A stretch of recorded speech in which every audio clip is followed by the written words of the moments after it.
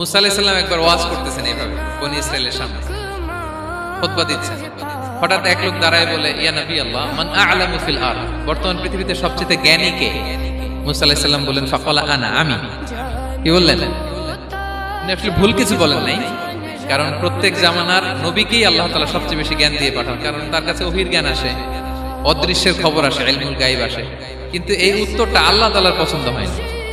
আল্লাহ তাআলা চাচ্ছিলেন মুসা যদি বলতো আল্লাহ তাআলাই জানে কে জ্ঞানী বা আল্লাহই সবচেয়ে জ্ঞানী, এরকম হলে ভালো হতো। কিন্তু মুসা আলাইহিস সালাম কি বলছে? আমি। এখন প্রশ্ন করলো সবচেয়ে বড় জ্ঞানী কে? উনি কি বললেন?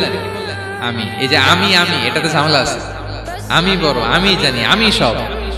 This is problematic. আল্লাহ এটা পছন্দ করলেন না। আল্লাহ তাআলা মুসা আলাইহিস সালামকে বললেন, মুসা তুমি যে বলছো তুমি জ্ঞানী, না তুমি জ্ঞানী না, তোমার চেয়ে বড় জ্ঞানী আছে। মুসা আলাইহিস সালাম বললেন, তাই নাকি? আমার চেয়ে বড় জ্ঞানী কে?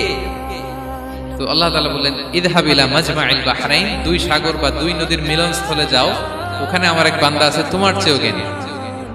মুসা আলাইহিস সালাম বললেন, তাই নাকি? তো আল্লাহ, আমি কিভাবে চিনি উনি কোথায় থাকে, কিভাবে বুঝবো? আল্লাহ বললেন, একটা বড় মাছ নাও, এটাকে ফ্রাই করো, এটাকে ফ্রাই করে একটা ঝুড়ির ভেতরে নাও, যেখানে এই মাছটা সাগরে ঢুকে যাবে ওখানে আমার বান্দাকে পাবে। তো উনি ওনার সহযোগী ইউশা ইবনে নুনকে নিয়ে হাঁটতে লাগলেন। হাঁটতে হাঁটতে এক জায়গায় ক্লান্ত হয়ে পাথরের পাশে বিশ্রাম নিলেন। ওই পাথর থেকে আবার এক ধরনের পানি বের হয়, এই পানিটারে বলে আবে হায়াতের পানি, মাউল হায়াত, জীবন নদীর পানি। এই পানি কোনো মৃত প্রাণী বা বস্তুর গায়ে লাগলে ওটা জীবিত হয়ে যায়। তো ওনারা পাথরে হেলান দিয়ে বিশ্রাম নিচ্ছিলেন। ওই পানি ওই ফ্রাই করা মাছের গায়ে লাগার সাথে সাথে মাছ জীবিত হয়ে ঝুড়ি থেকে বের হয়ে সাগরে ঢুকে গেছে। ওনারা আর খেয়াল করেন না। এরপর আবার হাঁটতে লাগলেন। হাঁটতে হাঁটতে যখন ক্লান্ত শ্রান্ত, তখন বলে, এই ইউশা, আমাদের ওই মাছ ফ্রাই মাছটা দাও, এখন খাই।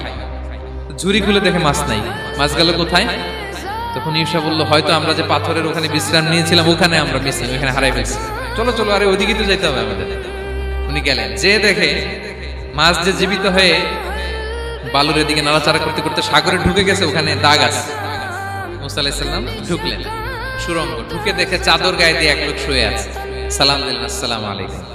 ওই লোক চাদর আর সরায় না, ভিতর থেকে বলতেছে, ওয়ালাইকুম আসসালাম। তো চাদরের ভিতর থেকে উনি বলে, মান আন, তুমি কে? মুসা আলাইহিস সালাম বললেন, আনা মুসা, আমি মুসা। উনি বলেন, মুসা বনি ইসরাইল, বনি ইসরাইলের মুসা? বলেন, হ্যাঁ। কেন এসেছো? এবার চাদর খুললেন। বলতেছে, আপনার কাছ থেকে কিছু শিখতে আসছি। আল্লাহ বলছে, আপনি নাকি সবচেয়ে বড় জ্ঞানী। আমি ভুল করে বলে ফেলছিলাম আমি। আল্লাহ বলছেন যে আপনি নাকি জ্ঞানী। বলতেছে, না, তুমি আমার জ্ঞান নিতে পারবে না, ওই ধৈর্য শক্তি তোমার নাই।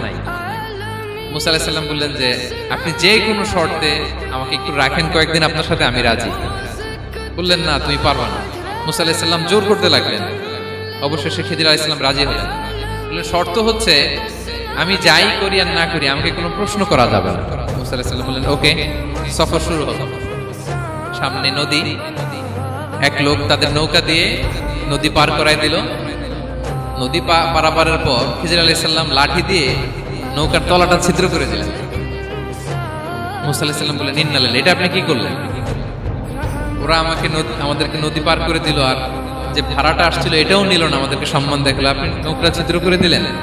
খিজির আলাইহিস সালাম বলছে, এই যে আমি বলছিলাম না তুমি ধৈর্য ধারণ করতে পারবে না, যাও, তোমার রাস্তায় তুমি, আমার রাস্তায়। মুসা আলাইহিস সালাম আবার ক্ষমা চাচ্ছেন যে আপনি আমার ক্ষমা করেন, আমি তো ভুলে গেছি, আর প্রশ্ন করবেন। চলতে লাগলেন। হঠাৎ বাচ্চারা খেলতেছে, এক বাচ্চাকে ধরে হত্যা করলেন খিজির আলাইহিস সালাম। এবার তো মুসা আলাইহিস সালাম রেগে গেছে, আপনি করলেনটা কি? নিষ্পাপ ফুলের মতো শিশুকে হত্যা করলেন।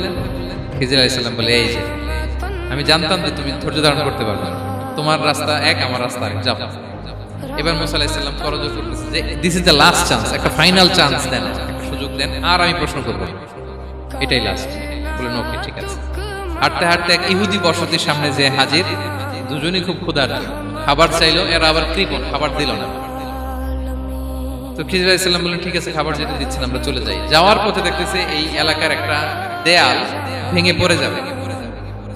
উনি বললেন, মুসা চলো এটা ঠিক করে দেই।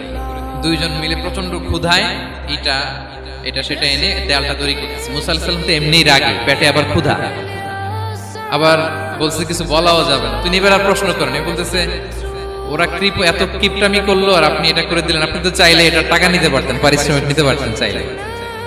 এই কথা বলার পর খিজির আলাইহিস সালাম বলেন, হাদা ফিরাকু বাইনি ওয়া বাইনি, এখানেই তোমার আর আমার সেপারেশন। আর সামনে আগানো যাবে না, তোমার কোনো ধৈর্যই নেই। তো এতটুকু তোমাকে আমি বলি যে আমি একটাও আল্লাহর আদেশ ছাড়া করি নাই, আল্লাহর আদেশে আমি করেছি। কি? এক নম্বর হচ্ছে ওই যে আমাদের ভাড়া নিতে চাইলো না, আমাদেরকে পার করে দিল, নৌকাটা ছিদ্র করেছি কারণ এই এলাকায় একজন জালিম বাদশা আছে, সে নৌকা পেলেই গরিব মাঝিদের নৌকা সিজ করে নিয়ে যায়। তো এটাকে যখন তলায় ছিদ্র করে দিছি, এই রাজার লোকেরা এসে দেখবে যে এটা তলা ছিদ্র, পানি ঢুকতেছে, এটা আর নিবে না। ওরা পরে সামহাও এটা রিপেয়ার করে চালাইতে পারবে। মুসা আলাইহিস সালাম বলে সুবহানাল্লাহ, তাই তো, এটা তো আমি বুঝতে পারি নাই। আর ওই ছোট শিশুটাকে হত্যা করছি, ও অনেক বড় জালিম হবে এলাকা, তার ফিতনায় এলাকাবাসী তটস্থ থাকবে, সে তার মা বাবাকেও জাহান্নামে নেবে। এজন্য আল্লাহ তাআলা আদেশ দিয়েছেন আমাকে, আল্লাহর আদেশে আমি তাকে হত্যা করেছি। মুসা আলাইহিস সালাম বললেন, তাই তো, এটা তো অনেক ভালো কাজ করছেন। বলতেছে তাহলে ওইটা বলে, খাবারও দিল না, এত কৃপণ, এদের দেয়াল কেন ঠিক করতে গেলেন আপনি? তখন তিনি বললেন যে আসলে এটা একটা ইয়াতিমদের ঘর ছিল, দুইটা ইয়াতিম শিশু, তাদের বাবা মা খুব ভালো ছিল, আর এই দেয়ালের নিচে আছে গুপ্তধন, এই দেয়ালটা পড়ে যাবে, এই গুপ্তধন তারা ছোট মানুষ নিতে পারবে না, এলাকাবাসী তাদেরকে বঞ্চিত করে নিয়ে যাবে। আমি দেয়াল গড়ে দিলাম যাতে করে তারা যখন প্রাপ্তবয়স্ক হয় নিজেদের সম্পদ নিজেরা বুঝে নিতে পারে।